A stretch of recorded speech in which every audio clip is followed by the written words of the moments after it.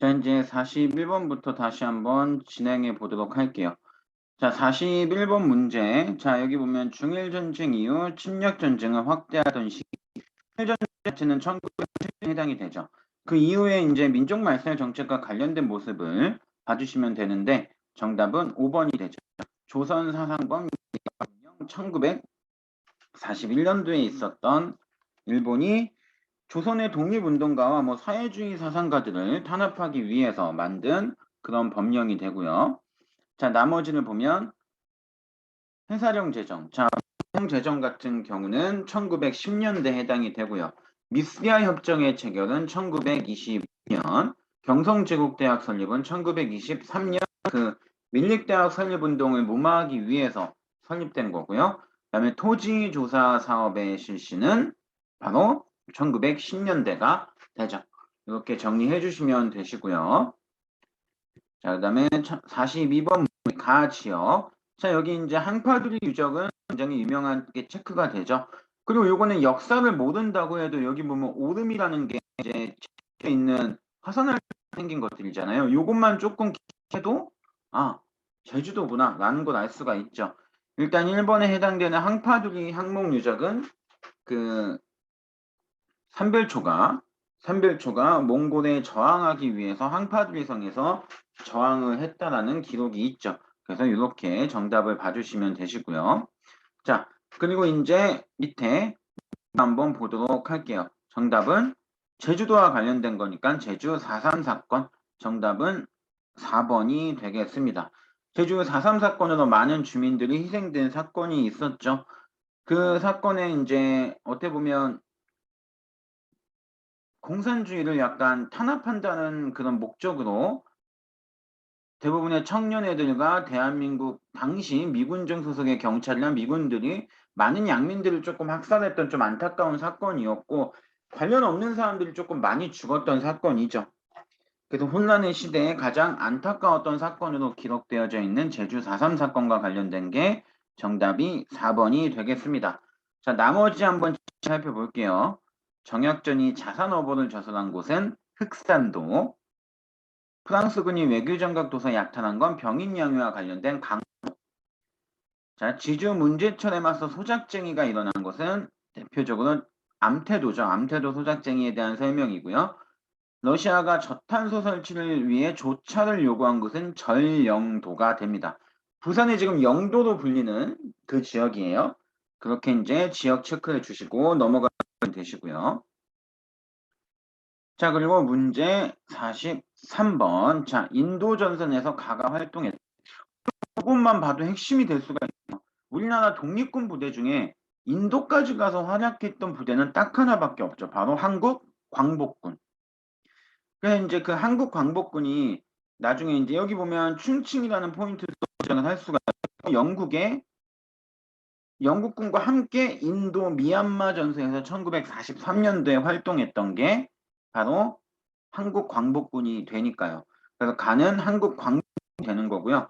충칭 임시정부 아래에 있었던 한국 광복군 창설 이래 1943년에 이제 영국군과 함께 인도 미얀마 전선에서 참전을 하게 됐고요.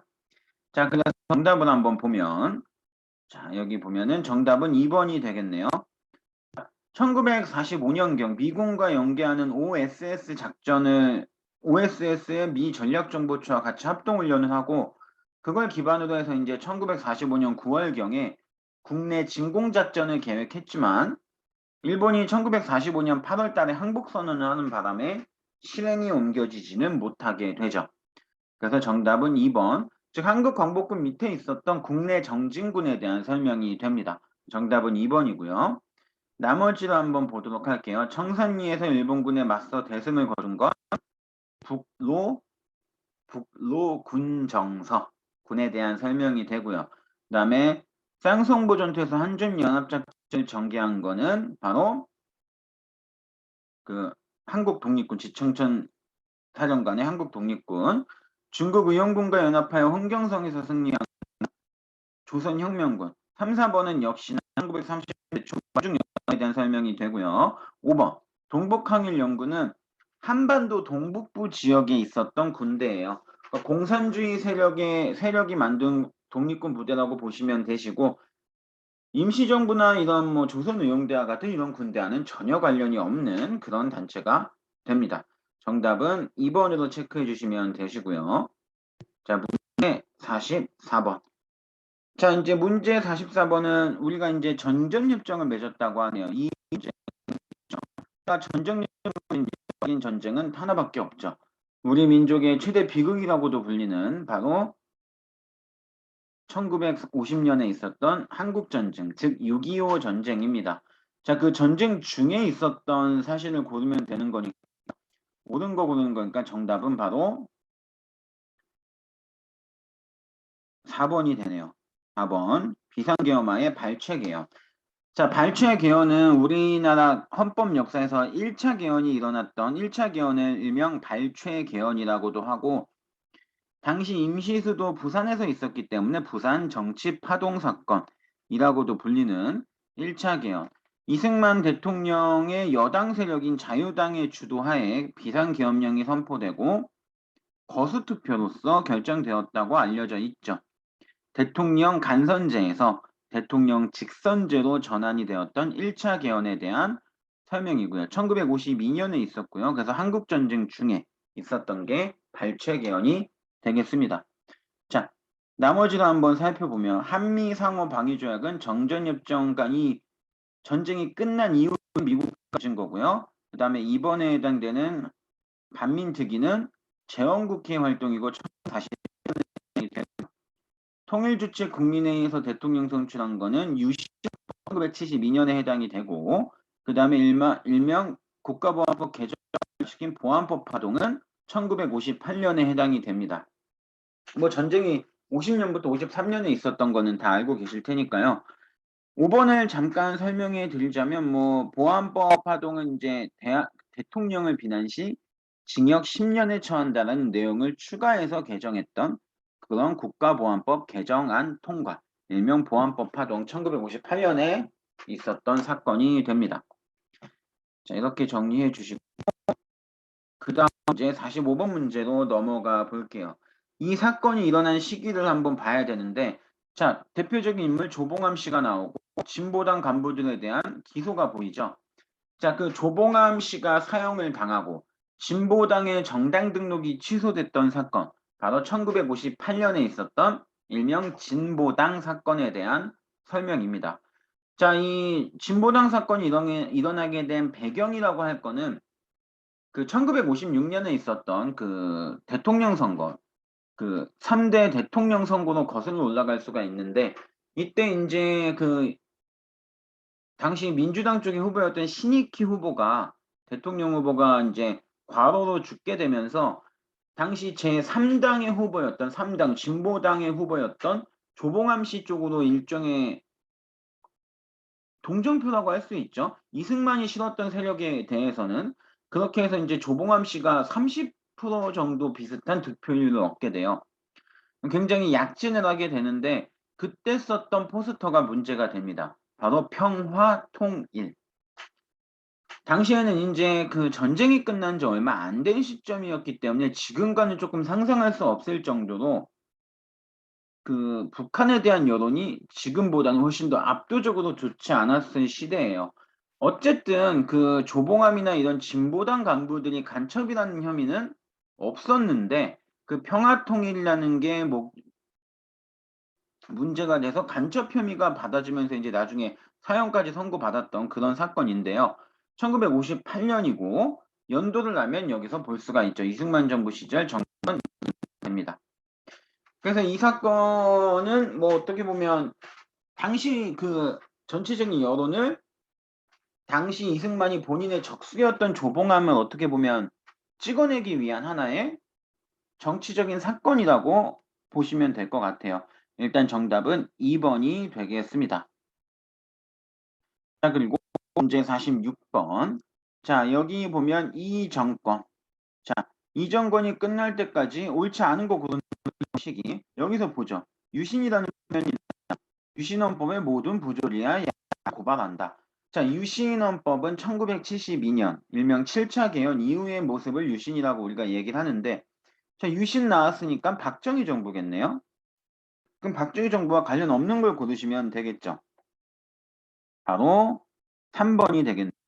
호헌철폐, 독재타도라고 하는 일명 6월 항쟁과 관련된 정부는 전두환 정부죠. 전두환 정부가 이제 박종철 열사를 죽였던 고문치사 사건이 폭로된 이후부터 이제 6월 민주항쟁이 시작이 되면서 전개가 됐다라고 보시면 되는데 3번은 전두환 정부에 대한 설명이고요. 1번, 2번, 4번, 5번 전부 다 유신헌법 기간에 있었던 일들입니다. 그래서 1번, 2번, 4번, 5번 전부 다 박정희 정부 유신헌법 기간에 있었던 일이다 라고 봐주시면 되고 요거 1번, 4번, 5번 1번, 4번은 약간 같이 연결이 되죠. 1번의 이런 YH 무역 사건이 이것에 대해서 김영삼 총재가 제명이 되죠. 야당 총재가 김영삼 씨가 되는데 김영삼 전 대통령이 이제 국회에서 제명하고 이 파급이 부마 민주항쟁까지 이어지는 그런 흐름도 잘 기억을 해 주시고요. YH 사건, 김영삼 제명, 부마 민주항쟁 이 흐름은 좀 같이 기억을 해 주시고 예, 요거는 1976년 3.1동 57주년 기념식이 있었던 게 되고요. 요건 70년의 모습이 됩니다. 일단 정답은 3번으로 체크해 주시면 되시고요. 자, 문제 47번. 자, 조선 여기 보면은 옳지 않은 것처럼인데 지금 여기 있죠. 자, 그러면 이거와 관련돼서 일단 정답은 혼일강력 대국도 지도 자체가 그 태종 이방원 때 만들어진 지도죠. 그러니까 조선 전기에 해당이 돼요. 그렇기 때문에 이 조선 후기의 내용으로 나온 글 자체가 이 지와 전혀 관련이 없는 거죠. 즉 조선 전기고 혼일강력 대국도 지도는 그러니까 조선 후기 내용에 혼일강력 대국도 지도가 나오는 거는 넌센스죠. 정답은 4번으로 그렇게 가주시면 됩니다. 요거는 자 문제 48로 한번 넘어가 보도록 할게요. 자 문제 48번은 상금대가 나오면 신입장군의 충주 상금대 즉 충주 전투가 있었던 곳이죠. 자 옳은 거 고르는 지역에 있었던 일을 한번 찾아보면 자 정답은 3번이 되겠네요. 김유는 두 개의 전투와 연관이 있죠. 바로 첫 번째 전투였던 처인성 전투. 그때는 이제 승려로 백현원의 승려로서 참전을 해서 몽골 장군 살리타를 죽였던 그런 전투인데 그 처인성은 현재 경기도 용인 지역이라고 보시면 되시고요. 그 두 번째 이제 충주산성 방호별감이라는 직책을 부여받고 일으켰던 것, 그 몽골군을 방어했던 거는 바로 1900년대가 아니죠. 그때 이제 그 1250년경에 있었던 몽골 5차 전투와 관련된 충주 산성 방호별감으로 있었던 전투가 되죠. 그러면 충주성 전투라고도 하고 충주 다인철소 전투다라고도 얘기해요. 이 사건에 이제 관노들이 조금 표현이 되는 부분은 요 스토리를 좀 그 충주산성 방호별감의 그 직책을 부여받고 충주성으로 갔던 김윤우가 본 모습은 좀 충격적이었던 건 지휘관들을 비롯한 귀족층은 전부 다 도망가고 난 뒤였고 관노들을 비롯한 하층민들만 남아 있었던 거예요. 근데 그들은 당연히 그 전투에 대한 의지가 없을 수밖에 없어요. 왜냐? 몽골에게 잡혀가서 노예처럼 사는 것과 원래 관노비였으니 노예처럼 사는 것 다를 게 없잖아요.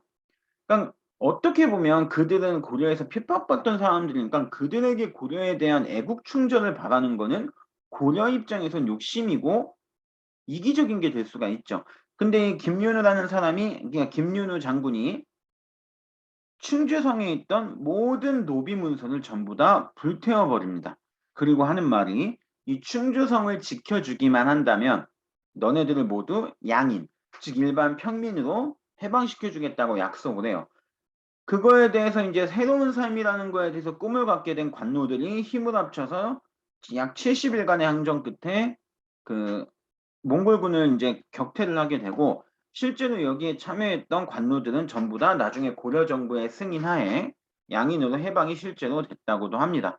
그러니까 이런 김윤우라는 인물은 일단 우리가 이제 임진왜란 하면 이순신, 뭐 이런 게 이제 뭐 강감찬 장군, 그다음에 을지문덕은 많이 기억해도 김윤우 장군에 대해서는 우리가 많이 몰랐었던 것 같은데 잘 기억을 많이 해주셨으면 좋을 것 같고요. 참고로 저는 김씨는 아니에요. 저 이씨인데 뭐 이렇게 얘기하면 뭐 김씨니까 홍보하는 거 아니야. 근데 전혀 뭐 이분의 가문과는 관련이 없지만 우리 역사 속에서 중요한 인물이니까 기억해 주시면 좋겠죠. 그래서 정답은 3번이 되는 거고요. 이제 나머지를 한번 살펴보도록 할게요. 자, 인조가 이가래난으로 피난을 한 거는 공주예요. 공주 공산성으로 피난을 가게 되고요. 견훤이 후백제의 도읍으로 삼은 것은 전주죠. 그때 당시에 완산주. 강주령의 을밀대 지붕 고공농성은 평양이 되고요. 그다음에 박재혁은 부산경찰서에 폭탄을 던졌던 분이죠. 부산에 대한 설명이 되겠습니다. 자, 이렇게 그리고 박재혁 이분 속으로 폭탄을 던지시고요. 경기에. 자, 그거 기억을 해주시고 자, 40문제로 넘어가 볼게요. 자, 여기 보면은 탄핵이라는 게 나오고 대통령 탄핵이 63일 우리나라에서는 탄핵과 관련된 대통령은 두 명이 있죠. 노무현 전 대통령과 박근혜 전 대통령. 노무현 전 대통령은 그게 헌법재판소에서 이제 기각이 되는 바람에 그 직무에 복귀를 하셨고, 박근혜 전 대통령 같은 경우는 헌법 거기서 이제 받아들여졌죠.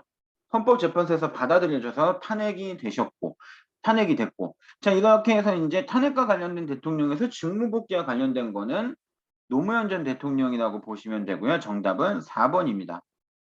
노무현 전 대통령 시절에는 과거사정리위원회라고 하는 게 설립이 됐는데 과거사 정리와 관련돼서 친일 진상규명법도 만들어져요. 그러니까 친일과 관련된 피해자들에 대한 보상이라든가 또 어떻게 보면 반민족자들을 찾아서 재산을 환수하려고도 했던 그런 여러 가지 활동을 했지만 안타깝게 크게 어떻게 보면 큰 성과로 이뤘다라고 보기는 어려운 어느 정도 성과는 있었지만 그렇게 되고요. 일단 정답은 5번이 되겠습니다. 자, 그리고 이제 나머지 보기 선지에 대해서 한번 보도록 할 텐데요. 일단 여기 그 현대사에서 중요한 거는 요즘에는 그 뭐 예전에도 마찬가지였지만 확실히 그 정부 간의 업적만 잘 골라내면 특별히 어렵거나 하는 건 없어요. 어렵거나 하는 건 없으니까 그렇게 기억을 해주시면 되고요. 자, 이제 한번 보도록 할게요. 이제 나머지 선지에 대해서 한번 보도록 하면 자, 서울 올림픽 대회 88 서울 올림픽이죠. 88년이니까 노태우 대통령 때를 생각하시면 되고 국가인권위원회는 2001년에 설립이 돼요. 자, 2001년이면은 김대중 정부 때죠. 예. 김대중 정부 때의 모습이고요. 그 다음에 3번 민주노총은 김영삼 정부. 그 다음에 중국과 자유무역 협정을 체결한 거는 일단 자유무역 협정의 그 소급은 김대중 정부 때부터라고 보시면 돼요. 일단 판단을 그렇게 하시면 되는데 중국과 FTA를 맺었던 정부는 바로 2021년경에 아니 2021년이 아니죠. 그 중국과 이제 FTA를 맺은 게 제가 알기로는 2010년대로 알고 있거든요. 정확히는 잘 기억이 안 나는데 아무래도 김대중 정부는 칠레와 FTA, 그다음에 노무현 정부는 미국과 FTA가 핵심이고요. 그 뒤부터 이제 FTA가 많이 체결됐기 때문에 이명박 정부 혹은 박근혜 정부 쪽으로 기억을 해주시면 될 것 같아요. 아마 근데 이게 지금 탄핵과 관련돼서 나왔기 때문에 중국과 자유무역 협정이 그 박근혜 정부 때가 아닌가라는 생각이 들긴 하는데 어쨌든 4번도 정답은 아니고요. 정답은 5번으로 체크해 주시면 되겠습니다. 자, 이렇게 체크해 주시면 되고 5번 문제로 넘어가 볼게요. 이제 마지막 문제인데 정부의 통일이죠. 자, 여기 보면은 역사적인 평방 그러면 평양으로 6월 13일 이 남북 공동선언을 발표했던 김대중 정부에 대한 설명이고요. 김대중 정부가 했던 통일 노력은 4번이 됩니다. 자, 그 6.15 남북 공동선언의 핵심적인 내용은 경제협력이에요. 그래서 그 경의선 복구 기공식과 함께 남북 그 개성공단 합의에 전격적으로 합의를 했던 게 6.15 남북 공동선언의 핵심적인 결과물이라고 보시면 되겠습니다. 자, 나머지를 한번 보도록 할게요. 남북조정위원회는 박정희 대통령 7.4 남북 공동성명의 결과물이고요. 유엔 동식은 노태우 정부, 판문점에서 퇴직한 지 얼마 안 되셨죠. 문재인 전 대통령에 대한 모습이라고 보시면 되고요. 그러면 남북 이산가족 고향 방문단의 고향 방문을 실현한 거는 바로 전두환 때가 됩니다. 자, 이렇게 해서 체크해 주시면 되고 정답은 4번이 되겠네요. 후반에 말씀드렸듯이 좀 어려운 편은 아니었어요. 근데 뭐 준비하셨던 분들, 한능검을 준비하셨던 분들은 어느 정도 성과를 볼 수 있었던 그런 정도 난이도였다고 보시면 되고, 자, 그리고 이제 제가 문제풀이 하면서 팁을 조금 알려드리면, 일단 공책을 조금 한 손바닥만한 수첩 한 4권 정도 준비해 주시면, 그거를 고대 파트, 고려, 조선, 근현대 이렇게 좀 나눠 놓고, 그 안에 이제 고대 파트에는 고구려 백제신라, 통일신라, 발해, 후삼국까지 나누면 좋고요. 그다음에 고려는 이제 전기, 중기, 무신진권기, 원간석기, 말기 뭐 이렇게 이제 구분해 놓고 이 얘기를 드리는 이유는 문제 풀다가 이제 하나만 예를 들면, 자, 이렇게 나왔어요. 인조가 이간의 난으로 피난했다. 아니면 여기 이제 앞쪽으로 잠깐 설명을 해드리면, 여기서는 이제 요런 문제죠. 욕세가 철역원지 내 지방간을 두었다. 내가 이거 몰랐다고 해요. 이게 정답은 맞췄는데 4번이 도대체 뭐지? 제가 설명드린 듯이 이제 욕세 철역원지는 고구려인데, 그러면 이 내용을 고구려 파트, 그러니까 고대에서 고구려 파트에 그대로 적어 넣으신 다음에 욕살, 철역은지의 지방관은 옆에 이제 고구려라고 안 적어도 되죠. 고구려 파트에 내가 적었으니까. 이게 왜 중요하냐면 그렇게 이거 백제 얘기인가 해서 백제 쪽으로 넘겨서 쓰는 순간부터 분리가 시작이 되는 거죠. 그리고 나중에 이제 그거를 8월달 시험을 준비하시는 분들은 이걸 차곡차곡 계속 문제 풀면서 적어 가셨다가 시험장에 조금 일찍 가셔서 이것만 가져가시면 돼요. 이 4권의 수첩만 가져가면 내가 그동안 몰랐던 걸 적어 놓은 거니까 헷갈렸던 부분을 다시 한번 볼 수가 있겠죠. 그러니까 그런 식으로 정리해서 가져가는 게 굉장히 좋아요. 그리고 문제를 풀 때 항상 얘기하지만 만약에 가국가에 대한 정답, 만약에 정답이 이게 3번이니까요. 그렇게 돼서 3번에 대해서 아주 조금 부연 설명을 알고 가는 건 좋아요. 근데 나머지 해당되는 나라에 대해서 더 많은 정보를 가져가지 마시고 구서당 십정은 통일신라, 광평성은 궁예 이런 식으로 간단하게만 가져가세요. 그래야지 문제 푸는데 효과가 극대화됩니다. 제가 한마디로 이선지가 이 어떤 나라와 관련이 있다라는 것만 잘 체크하셔도 충분히 좋은 결과를 가져올 수 있어요. 문제 풀 때 그 문제 하나에 오답 노트를 만든다고 광범위하게 적는 거 절대 도움이 안 됩니다. 저는 그 시중에 파는 여러 가지 문제에서도 너무 좀 각각의 선지에 대해서 너무 강하게 설명되어져 있는 거는 좋은 문제집은 아니다라고 저는 생각을 해요. 항상. 요 선지는 어느 나라다. 요 정도만 파악하고 갖고 가시는 게 정보만 잘 가져갈 수 있는 대표적인 모습이니까 잘 기억을 해 주시고요. 자, 이렇게 해서 이제 문제설 50문제 다 해봤는데, 뭐 8월달 시험 준비하시는 분들 잘 준비하셨으면 좋겠고, 오늘 해설 영상은 여기서 전부 마치도록 하겠습니다. 감사합니다.